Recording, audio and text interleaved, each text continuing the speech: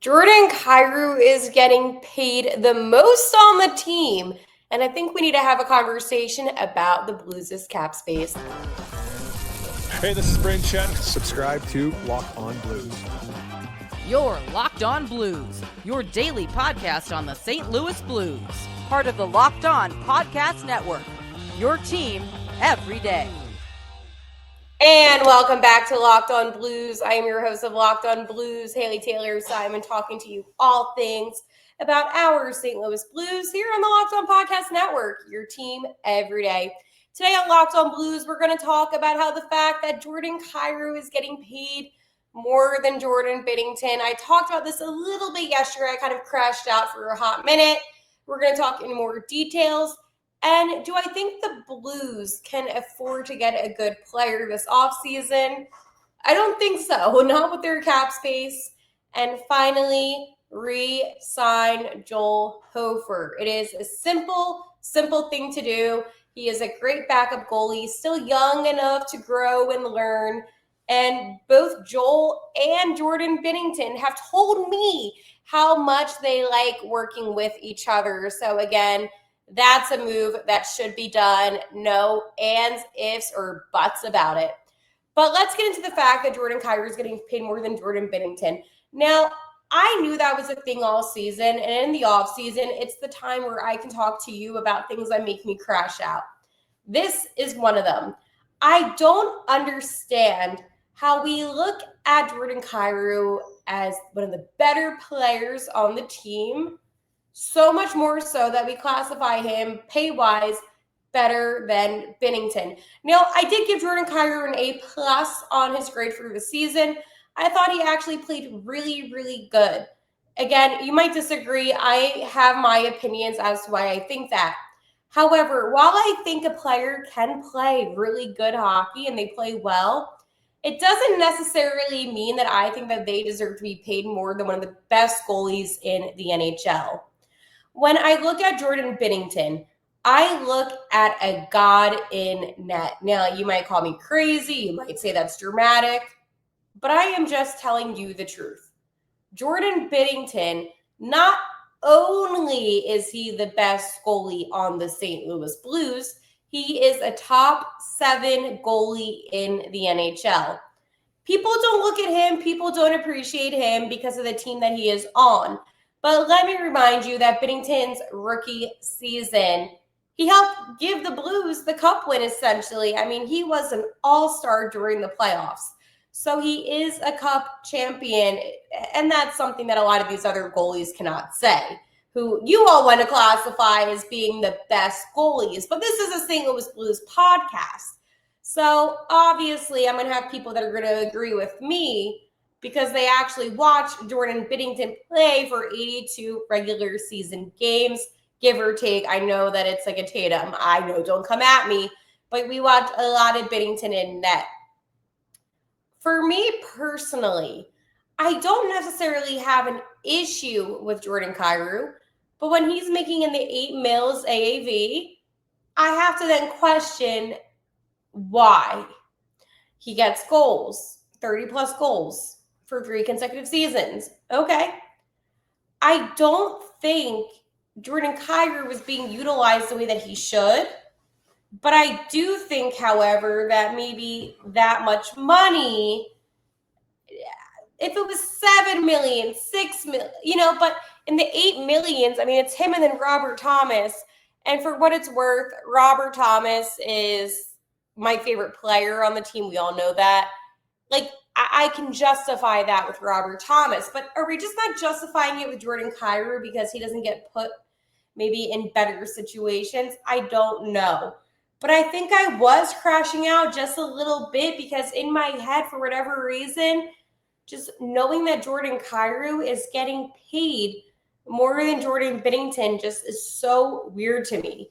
And this has been something that's been a lingering thought on my mind all day. All I can think about really is I wonder how Binnington feels about this. Now, I know players are probably not going to discuss their contracts, but legit thing. I mean, you think about what Binnington has done, and I feel like goalies as a whole are underappreciated. When Nick was on my show, Nick does Locked on Oilers. He also does the national show. And I have him on here time to time, right? And we had that debate. I was right in that debate. But we had that debate about who is the most essential player position-wise in hockey. I said goalie, and then he said forward. I disagree with that because I think goalies are the reason why your team either wins or loses. If you see great goaltending, like last night, you saw Frederick Anderson help the Canes get a win. Broke the streak, by the way, of all those consecutive losses. But you see good goaltending, and that usually determines the outcome of the game. Like Jake Ottinger, who's on the Dallas Stars, I think is personally one of the best American goalies in the NHL. However, I can say he hasn't been playing that well in net in this series against Edmonton. I think that on any team, you're going to find your guys that can find the way to get the puck in the back of the net. On our team, it's obvious who those guys are, right? It's Robert Thomas, Holloway, Kyrou. Like, at least for me, those are the top three. But the point being is the Blues wouldn't have found their way on a 12-game win streak if it wasn't for Binnington. The Blues wouldn't have forced a Game 7 against Winnipeg if it wasn't for Binnington. I think about that Game 2 a lot. I know the Blues lost that game. However, there was only one guy that scored, and that was Jimmy Snuggerud. So whenever I kind of think about who the stars of a team really are, obviously for me, the first player of position that comes to my mind is the goalie. And that's why it kind of blows my mind. And I understand that there's some players that you can justify offensively, defensively. But for a guy like Jordan Binnington, with how clutch he really is, I'm just surprised. But I feel like that's a tendency we see with all goalies. And then you have to ask yourself, why don't teams maybe financially compensate their goalies enough? And that's a legit thing, and that's a legit question. Because I'm sure all of you watch a bunch of hockey, you play, the NHL video game. Listen, I'm in the same boat. I am obsessed with hockey. For me personally, I always, especially in fantasy hockey, because I'm a weirdo and I'm just like obsessed with hockey, I always want the best goalie possible. And no, that is not Connor Hellebuck in the playoffs. Not at all. But it just blows my mind that Kyrou is getting more than Binnington. And I'm not going to say that Ruzzi's a bad player. I don't think he is in any type of way. And that's not what this whole conversation is. What this conversation is me explaining to you why I think Jordan Binnington should be the most paid player on the St. Louis Blues. And then you have these clowns like Mitch Marner, and I'm not calling him a clown. I'm just saying it for what it is. Mitch Marner, who's going to be asking for about 13 to 14 million AAV. Well, that's almost double of what Kyrou's making. And then it blows my mind because you're asking that for a guy that's not going to show up in the playoffs, right? But again, I think we put too much emphasis on some of these forwards, wingers, defensemen, centers, you name it, and not enough on the goalie. I mean, words cannot explain how much I am willing to die on this hill that a goalie is the most prominent player in a hockey game. I look at Edmonton and I guess that's like the one exception where you can say that McDavid and Draisaitl are better than Stuart Skinner. Yeah, I guess, yeah. But again, it just depends. It really does. But for 95% of teams, I really do believe the goalie determines the outcome of the game, which is why, going back to my main point, I just can't comprehend that Ruzzi is making more than Binnington. But let me know how you feel about it. Is it weird that I am this pressed about it? I don't know. I crash out time to time. But hey, it is a reality that I live in and a reality that I'm going to talk about here on LOB. We're going to talk about if the Blues can actually afford to get any good players. But first, I want to talk to you about my friends over at Wonderful Pistachios.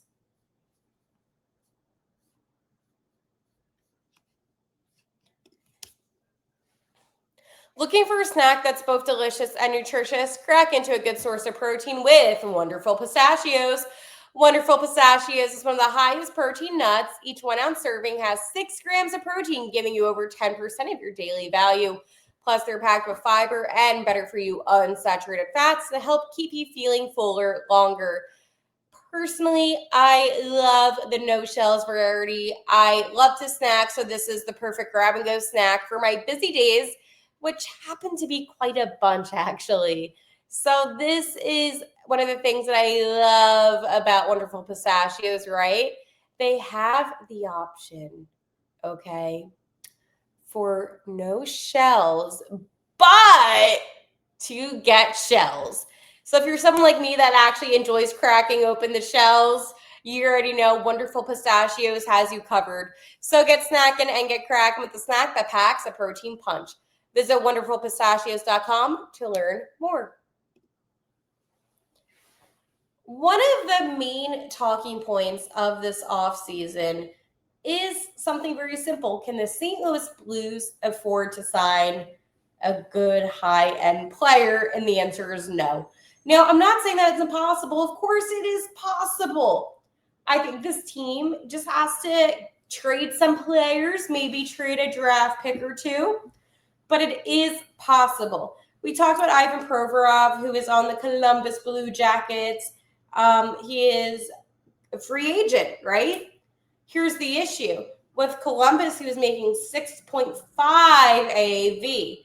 Blues cap space ATM at the moment is $5.5 million. That means you're going to have to free up some space. And I already talked about the Justin Falk, the Nick Leddy, even maybe the 19th overall. The point is that there is reasonable options for the Blues. However, will the Blues actually make those moves? I think yes. But I don't think you're going to sign a player that is over $6 million. I don't. I think that's a lot of space to clear, especially when you're looking to re-sign Joel Hofer. The Blues put themselves in a really weird situation, if we're being honest. Like, the NHL doesn't have a big cap space as it is, which is why I always kind of laugh when it's like guys like a McDavid and a Draisaitl and then Corey Perry and all these like randos, Hyman on the Oilers. Because I'm like, wow, how did they afford to do that? But you have to get creative. And I think going back to my main point of today's show about Jordan Kyrou is the most paid player on the Blues. You have to ask yourself, is it worth the money? And again, I think that the NHL needs to up their cap space for a multitude of reasons. One, players deserve to get paid. And I know they're making a lot of money, so don't come at me. Like, I wish I was making like $1 million a year. Trust me. Like, I really do. But I think that when you're comparing the NHL to other leagues like the NFL, MLB, NBA, NFL being the most though, these players are making like hundreds of millions, and I'm here complaining about $8 million. But it's just different leagues. And I wish hockey was able to generate more money because, again, you have some guys that are making the league minimum, and then you have some guys that are making $8 million. So you're comparing guys that are making like in the 700s, or is it 600, 700? Whatever. It's still great money. Like, you're still making 6 figures, right? But again, like when you compare it to the NFL, NBA, MLB, it's kind of like, it's a significant difference. And this is like a whole other topic of why I believe that the NHL is slept on and all these frauds come out during the playoff times. And we'll get into that on another episode. Maybe tomorrow I'll rant about that, because there's been a lot of things on my mind when it comes to hockey lately. But more specifically about the Blues. I know Sam Bennett will be a free agent. I like Sam Bennett's game. I think he does a very good job. Do I have a concern? Absolutely, I have a concern. How is he in the locker room? There's things about these players with big personalities that make me nervous. Now, Matthew Tkachuk, I think, would fit in here just fine. So, Maddie, if you want to come to your hometown of St. Louis, like, we will literally trade whoever you want as long as you wear the blue note. That's like one player that always will have my vote is the Tkachuk brothers. Matthew, Brady, whoever. I want one of them at some point to come to St. Louis. I know there are Blues fans outside of this too. That's why it's so funny because like I see like all their posts and like they love the Blues. I mean, why wouldn't they? Like even like Pat Maroon, I'm happy he came here for a season. It sucks it was a season, but I mean, hey, he won a cup, hometown hero. But going back to the good players, when we were kind of talking about the list of all the free agents, right? There's not that many great players under $6 million. I suspect that there's going to be a lot of moves and trades this offseason. I do.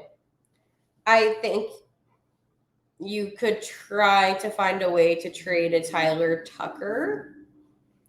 That clears up. I want to say his thing is close to $1 million. Again, not a lot of these guys make big numbers, but it's big enough to make somewhat of a difference over time. You could also find a way, and I know it sucks because he is one of my favorites. He is making about $1.5 million is Oscar Sundqvist, Nathan Walker. Now, I'm not saying like blow up like the third and fourth line completely, right? Alexei Turchenko. I'm just saying that you could maybe package those guys into a bigger trade. So what are some players that you could trade? And this is where it gets to be tricky. Because I told you that Robert Thomas, for me, you can't trade him. You can't trade Jordan Binnington. Anybody else? Maybe. But how much value would a Zach Bolduc have? How much value would a Jake Neighbors have? Bushi? Could you trade Bush? Maybe. Could you trade Kyrou? Now, again, these are all hypotheticals, the what ifs. But I do think it is possible that the Blues do make those type of moves. I don't want it to happen because I like all those guys. I do. I just don't think in a world where we're talking realistically, we can honestly say that the Blues are in a situation where they're going to be fun if they run it back because they won't be. Yes, I am excited about Dylan Holloway and Philip Broberg again, but here's the thing. It was only a 2-year contract. So, I mean, you have to think about them next offseason. And yes, I know the cap does go up every single year, and it's not by much, but again, the Blues put themselves into tricky situations. Come to think of it, what if it is Jordan Kyrou that the Blues end up trading? I just don't know what necessarily Doug is going to do, but I know that he's going to have to do something because at the moment, while this team did make it to the playoffs and it was a very impressive run, they had a lot of weak moments as well. Jordan Kyrou's no trade clause, by the way, actually does kick in on July 1st. So that is another thing to keep in mind because it is coming up soon. So the Blues might have to do something before then. All I'm saying is that it's a lot of money, $8 million. So if you sign a guy that's $6.5 million, you're then saving about $1.5 million. Why am I doing math for Doug Armstrong? Come to think of it, why am I sitting here doing math right now for the general manager of my team? I am sure he has a plan of action. But hey, this is what we do as fans. We come up with different possibilities so that way if anything does happen, we kind of make ourselves feel a little bit better that we were kind of in on it first. But another topic that I want to talk to you all about is my backup goalie, Joel Hofer. So I am a huge Joel Hofer fan. I think he actually played a phenomenal season this year. He improved significantly.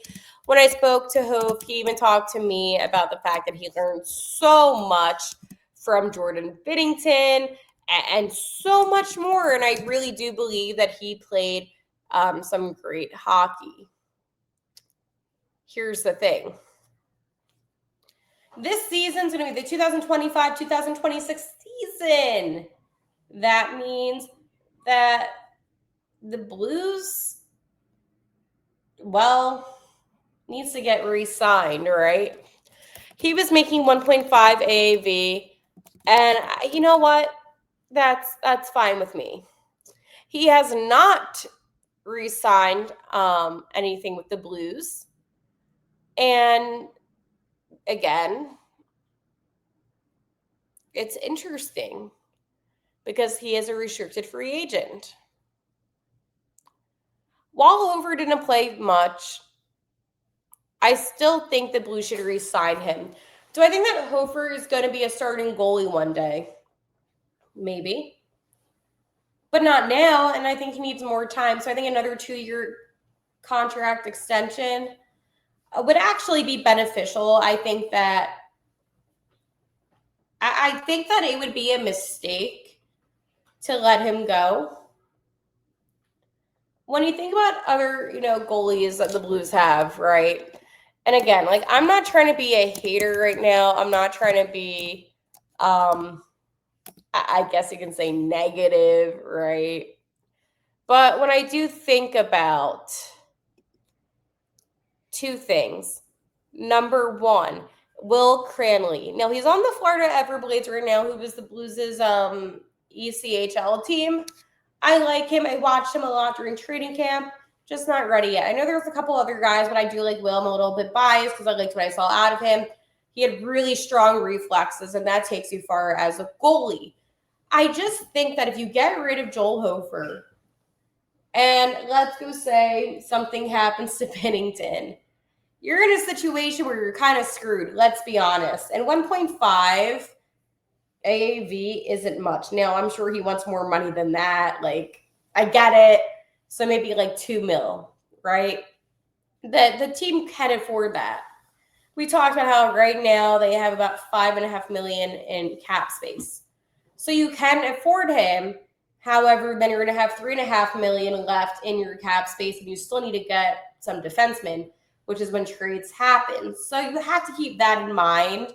But you're not going to find like a good goalies. The NHL has been struggling with goalies. Let's be honest. Like, goalies are not producing the same way that they used to back in the day. So you have to be strategic about who you are signing. And if you're going to sign a goalie that's, first off, not ready, not good enough, then just cut the season. It's over, because you cannot count all of your marbles on Jordan Binnington, not because he's not good, but because things can happen. Injuries can happen. So again, do not be silly. Do not be stupid. And I am actually a little bit concerned that there's been no talk of an extension yet. That is an issue. It is May 27th. We are 1 month away from the NHL entry draft. I think the Blues are going to still trade their 19th overall pick. I have been saying that to you for a long time now, almost a month now. So let's not be stupid. Let's be smart here. And the smart move is to re-sign Joel Hofer. I will talk to you all tomorrow. We'll dive more into my rant about NHL being slept upon, because in my opinion, the Blues, I'm going to be honest, they still played in the best series of this year's playoffs. I'll talk to you all tomorrow. And like always, let's go Blues.